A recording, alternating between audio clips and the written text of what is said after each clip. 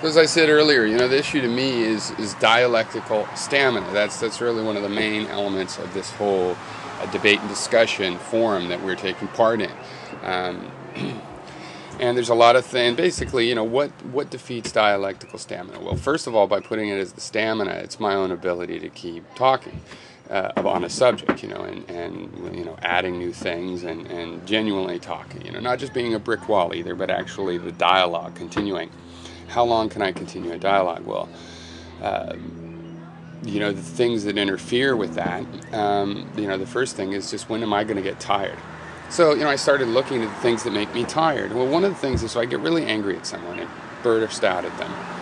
Either they leave or they stay and just keep saying the same stuff, and I keep being really angry, and I don't feel like continuing.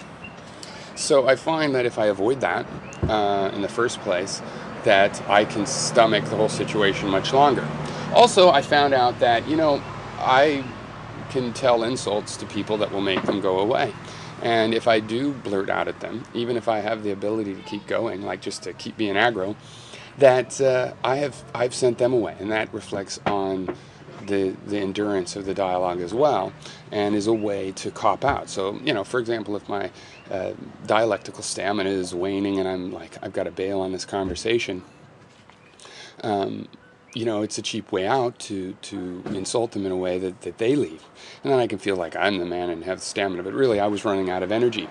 So I've taken anger both to be counterproductive in this conversation, generally, not always. I think it's important to be angry as well. You shouldn't deny or inhibit any of the emotions. But it turns out you don't need anger that often. And in general, if you want to learn something, you're not going to learn much through anger. I could talk about the rhetorical value of anger if we wanted. But again, so nothing's absolute. So, if I say no anger, then okay, there's some exceptions that prove that rule.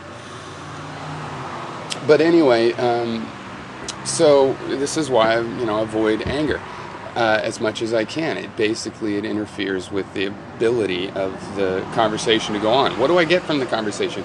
Not friendship.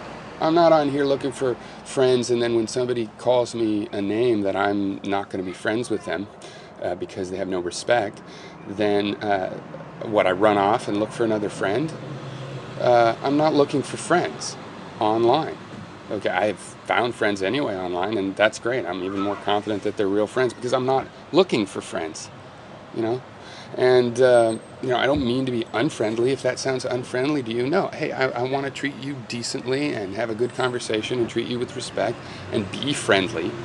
But I'm not on here like sorting out the friend material from the non-friend material. I'm looking for people that have the dialectical stamina to stand up for their ideas. And if their ideas are wrong, well, then I guess I'll be telling you you're wrong a lot, whatever. All the more so that you have to have some stamina so that you can take that. Some people can't handle when I tell them they're wrong in various, very detailed ways. Some can. I have respect for those that can, separate from the fact that, that their ideas I obviously don't have that much respect for, or don't value highly. Again, okay, let me back up from that. I respect your dumb ideas when they're wrong. I give them respect. They could be right. My ideas could be dumb. But I don't necessarily value those ideas, but I'll still value the person and the fact that they have the character to be able to say what they want to say. And over time, this is how I get I'm an attitude collector. I'm on here most of the last decades I've been on here, collecting ideas, seeing what other people think about things. I know what I think. It's fairly rare I find an idea that it's like, oh, I've got to take this idea for my own. Because even if that happens, I sort of feel I have to relearn it from scratch if I really want it as my own. So most of these ideas go in my collection, and I can use them. You could call them my ideas, but I don't have to value them as things I could use for them to go in this little museum and collection that I have, because I'm interested in how people think. And by studying that, I find that my own ideas on how I should think improve. Okay, so that's what I'm getting out of it. And that's why I'm not taking sides.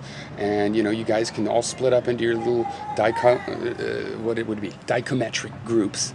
And when I argue against one of you, you can say, "Oh, you guys in the other group are all the same," and I'll say, "Oh, well, I'm not in their group," and you'll say, "Yeah, you are. I think so." And when I go criticize them, they'll tell me I'm in your group. And whatever. I'm not in your groups. I'm not in your group. I'm an individual. Okay, I'm not in your little armies. Not everybody that has something critical to say of you is in your little war with your little Hatfields and McCoys. I'm just wandering through the mountains, taking part as a free agent, and people can criticize or wonder why. They can speculate as to which energy here it is I'm really feeding off of. I would encourage you to think that deeply about anybody that you watch, and